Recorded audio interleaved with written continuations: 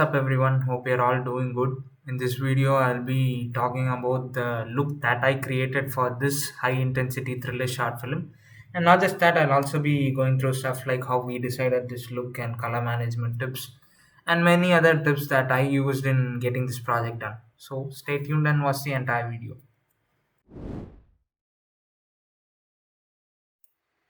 So, talking about how we got the look for this short film, I was told about the short film, like where it was set and what is the mood of the short film. So, based on my instincts, I went with a very high contrasty look, and I gave them multiple different versions each and every time, and they asked me to do something with different elements, like they want the greens to go down, him to pop out a little bit. They were like asking for different changes each and every time, and I was giving them multiple versions of the same pic, and they were not liking it at first. So I just went a bit intense, and this is the look that you see on the screen, which is a bit too grungy and dirty looking pic.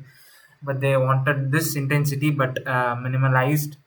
So I just went back to the first look that I created. Played with the contrast just a little bit, and this is what you see on the screen right now.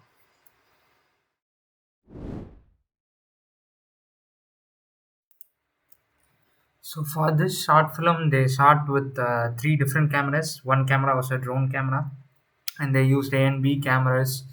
The A camera was Sony S-Log, and the B camera was Panasonic V-Log.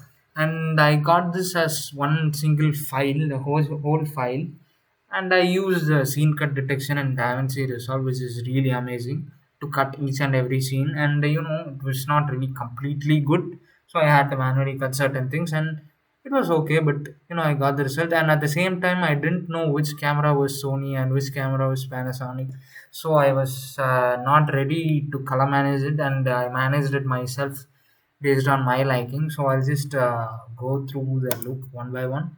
So this first shot, yeah, this is a Rex 709 shot. It's a drone camera, which was, it looks really good. So I'll just go through how I got this look. So the first step was this one, which is something like a bleach bypass, but not completely bleach bypass. I just reduced the key output, took down the saturation, and then over here I use the overlay mode. And after this, I reduce the contrast just a little bit, and like I just wanted it to match with the other shots. And this was not the first shot that I graded. I graded the Sony's and the vlogs at first, and then matched this drone shot. It had like only 3 to 4 drone shots, I believe, in this whole short film, and I matched this drone shot to the Sony cameras and the Panasonic cameras. So this is a color node which was playing with all the primaries to get this green. First you can see this is not completely green, it's this yellowish green, and I went it completely green. And these are basic saturation and luminance stuff that I played with curves. I don't really like using windows. The most I would use is for vignettes, but then if I couldn't get a look that I want, then I'd be forced to use windows. But then other than that, I would rarely use windows. Okay, so this was U versus sad thing kind of stuff, and then yeah, U versus U. It was all just trying to match to the Sony S-Log and the V-Log. Alright, so for this look, this was the whole pipeline. This was my whole node structure for the entire short film. So I'll just start from this CST and the LUT. The LUT is basically the Rex 709 D55 version of the 2383. It really looks amazing. I really love it. And the CST is what takes from the Rex 709 Gamma 2.4 and Rex 709 Cineon film log. The Cineon film log is what the LUT expects. And I didn't really know if this scene was shot on Sony or with the vlog, so I just let it at Rex 709 camera 2.4.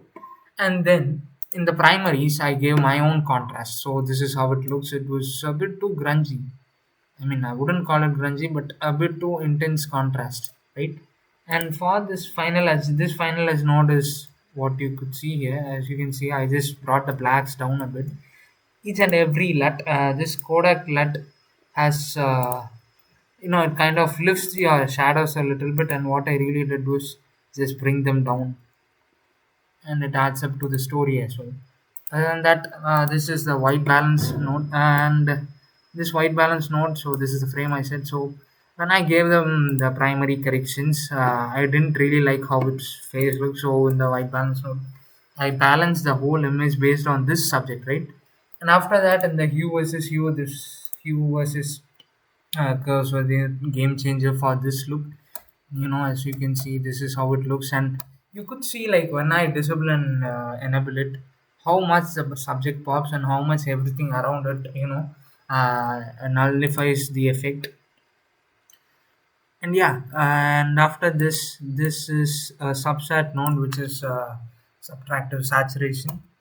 And in this for this node, I set the color space in the HSL mode and then played with these RGB mixes. So what it really does is increase the saturation in saturation and decrease the luminance in saturation. So that's when you get something deep like this, a deep look.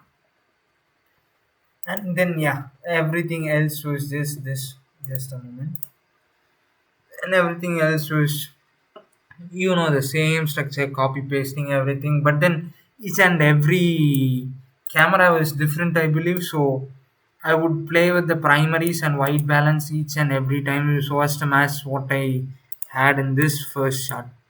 So that's it. That's for this look. And yeah, everything is right over here. Wait a minute. So yeah, here I use the keys a bit just to pop him out a little bit. And also I use the HDR node. This HDR node, I don't really believe I use the HDR settings. Okay, fine. I use the mid-tone details over here, but I really have a HDR node over here just to play with the HDR controls. And these HDR controls are really good to use. And one main reason I would recommend these HDR controllers, they just play with the luminance. They don't really play with the saturation. You have to increase the saturation manually. When you add contrast to this image, you could see that it doesn't really add saturation. It just adds contrast, and you can use it to your liking based on the situation. But I really love using it. So again, this is a brilliantly shot drone cam. It's the same stuff. You don't really see a lot over here. So the same story each and every shot over here, and after this, okay, here it goes. So these were like I believe they were shot on a different day and a different set. So this is a place where I used keys to. Okay, I'll just break it down. So the first node was noise reduction. So I started off with this LUT and CST and then some primary corrections, and I also used the HDR to pop it out a little bit, just a little bit. And then I'd have this white balance node to white balance everything. So I didn't really love this warm magenta touch that it has over this rock. So I just white balanced it according to that. Then I played with the hue versus and the subtractive saturation, and it looks really deep. I could have played with this a little bit more to reduce the effect on what it had, but I prefer to use my keys to pop my subject out, but at the same time, nullify everything around it. So as you can see, it brings a lot of depth to the image. Yep. This is a little bit of a curve action that I had going on. I don't really know what I did. Okay, so it just improves the saturation, I believe, on the subject. Yeah, this is what it is. So it's the same story each and every shot over here. The same node structure, just a bit different. So this was a basic node structure, and when I had to use a key, I would put it right after my white balancing node. And many people would put their keys after the LUT node, but I would prefer putting it over here. So it's because it's just a basic preference, and I believe that it doesn't really destroy your image this way. So yeah, there's that.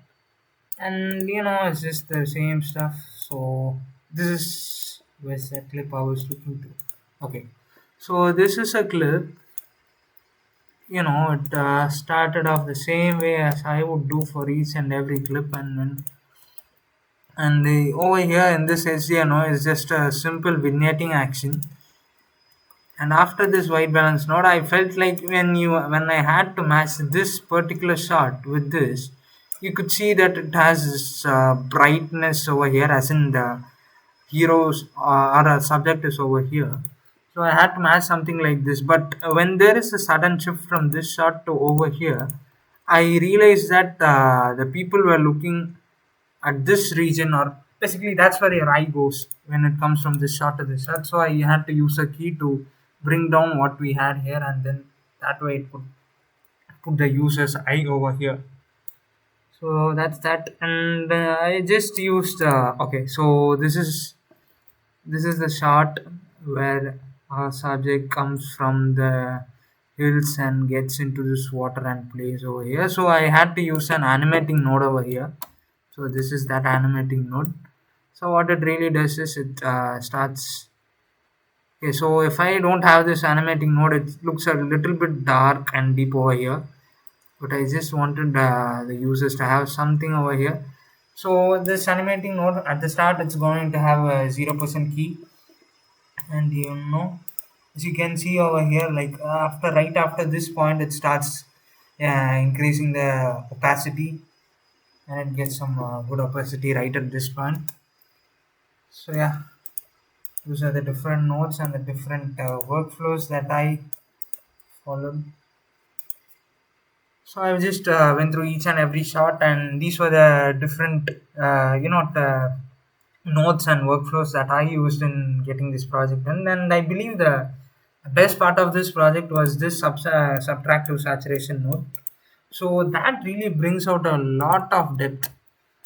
You can see that right over here, the amount of depth that it brings to this image is like unbelievable, and I really love the way subtractive saturation works. So this subtractive saturation is like a film attribute. So in olden days when they were using film, when they had to use, as in when they had to get the saturation more, they would just increase the dye, and when they are increasing this dye, the saturation increases, but at the same time it deepens the image. So that's why you get this subtractive saturation, as what they call now. But nowadays, if we increase the saturation, it increases the luminous as well. So this is a different way of increasing a saturation, and there's that.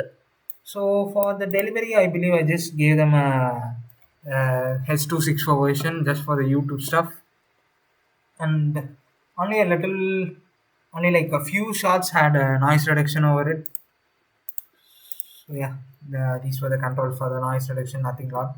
This is what you do every day, without noise reduction, as you could see over here. So the when I was using keys and stuff like that, it was destroying the image a bit.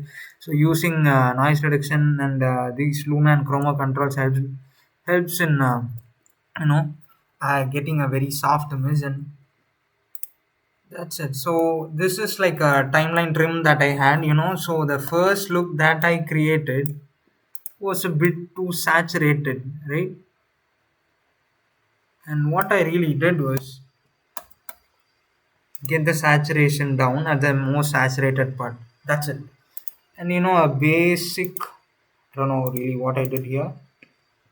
I guess I played with my controls just a little bit. But yeah, the main action that is going on over here is the saturation versus saturation one. And that's like a trim. Basically, it's called as trim because it's what the director wanted it. So yeah, that's that. And thank you for watching videos. It really helps me a lot, and I really love talking about all these stuff to you people. So stay safe. Bye. Take care.